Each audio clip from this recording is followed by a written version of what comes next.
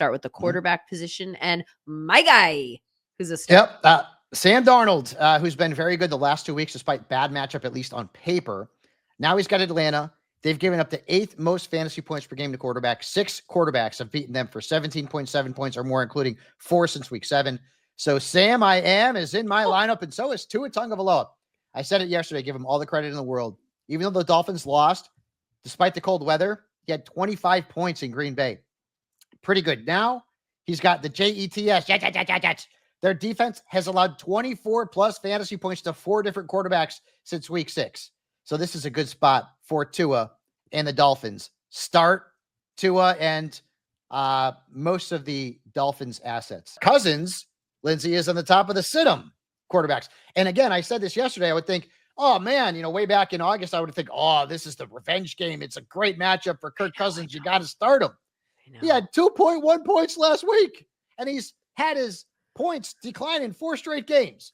The Vikings have allowed just 15.1 points per game to quarterbacks this year, and only Caleb has scored more than 15.6 points against them since week 9. So, you know what? Maybe defenses go rogue in this game and Cousins goes off because of the revenge game narrative, but the stats do not paint a pretty picture for Kirk Cousins. Same thing with Jameis. Now, if you're in the Superflex League, you start him. I understand that. But now he's got the Steelers. They have been really tough against quarterbacks at home, allowing the 3rd fewest fantasy points per game at the stadium formerly known as the Big Ketchup Bottle. What's more, Pittsburgh has forced more interceptions than it's allowed touchdowns in 5 games at home this year. So if you start Jameis in a 1-quarterback league, beware. It's not a good matchup. Running backs, who are we starting? How about Ike Guerrero? I know that bothers you. Christian McCaffrey out. Jordan Mason out. It's Guerrero season now in San Francisco's backfield. The Bears have allowed 14 plus fantasy points to 9 different running backs, including 5 who've done it since week 9. Guerrero should get all of the touches. And we know that Shanahan's offense, whether it's Mike or Kyle, typically very running back friendly. So start Ike Guerrero and start Tyrone Tracy. Last week, I get it. Most of the Giants' assets were turkeys on Thanksgiving. Another bad dad joke. But he still scored 14.5 points. And the Saints defense has allowed 16 plus fantasy points to running backs 8 times, including 5 since week 7. So Tyrone Tracy is a very good play this week. Who is sitting, who's not a good play at running back. All right. I know you got to play Chuba Hubbard. I get it. Coming off of one of his worst games of the year, he had just 12 touches. Jonathan Brooks had 9 on 15 offensive snaps. And the Eagles defense is very tough against the run, and game script could be a problem. So I guess temper your expectations for Chuba, and certainly don't play him in DFS. And then Nick Chubb. Nick Chubb's actually been good. The last 2 games, 31.5 fantasy points. We're talking about good statistically based on production. But I still think he's a risk against Pittsburgh.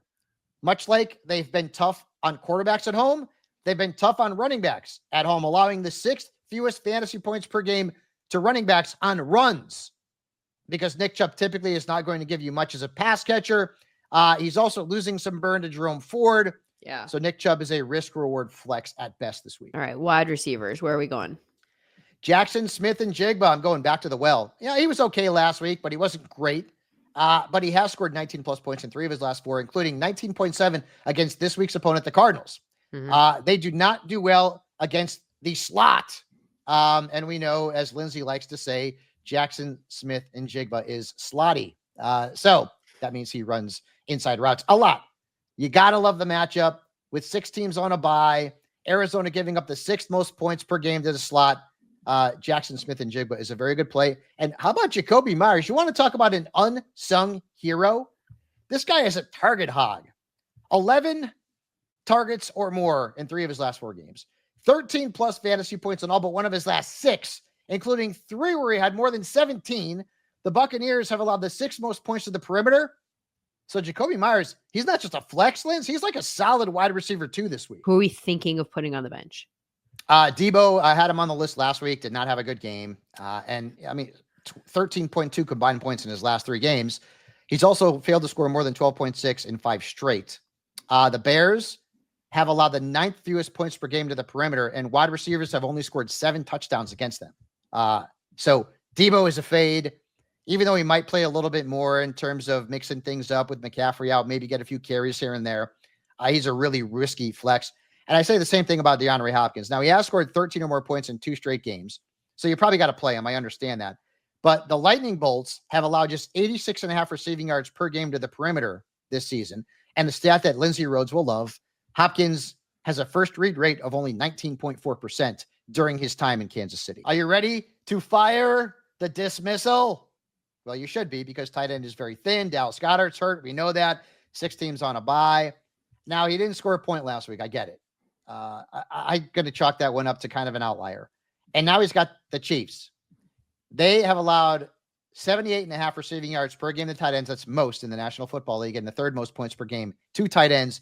So I will fire the dismissal this week if I am in need, and many people are, including me. And then how Pat Freiermuth. He's once again a startable player in fantasy, 9.9 or more points in 3 of his last 4, including almost 19 last week against Cincinnati. He's got the Brownies this week. They've allowed the most fantasy points per game to tight ends over the last 4 weeks. So amid this Buy-Mageddon Part 2, Pat Freiermuth is a startable asset for fantasy managers looking to get to the playoffs. Sitting? Boy, you know what? I never say this, but Kyle has been the pits. I mean, look at his numbers. He's been awful. Lindsay just rolled her eyes. Last 4 weeks, 2.1 or fewer fantasy points twice while averaging 3.4 points. That sucks eggs. It's not even like the matchup's bad against the Vikings. They're kind of middle of the road against tight ends. But they have only given up 2 touchdowns to the position this year. So I just can't trust Kyle Pitts, man. It's over. I think it's done. The dream is over. That's a great Van Halen song, by the way. And then Cole Kmet, going to keep him on the bench this week too. Last week, only 5.6 points against a tough Lions defense. He's now been held to single digits in all but one of his last 6 games. The Niners allowing the 4th fewest points per game to tight ends, and no tight end has scored more than 12.3 points against them in a game this season. So sit Cole Kmet.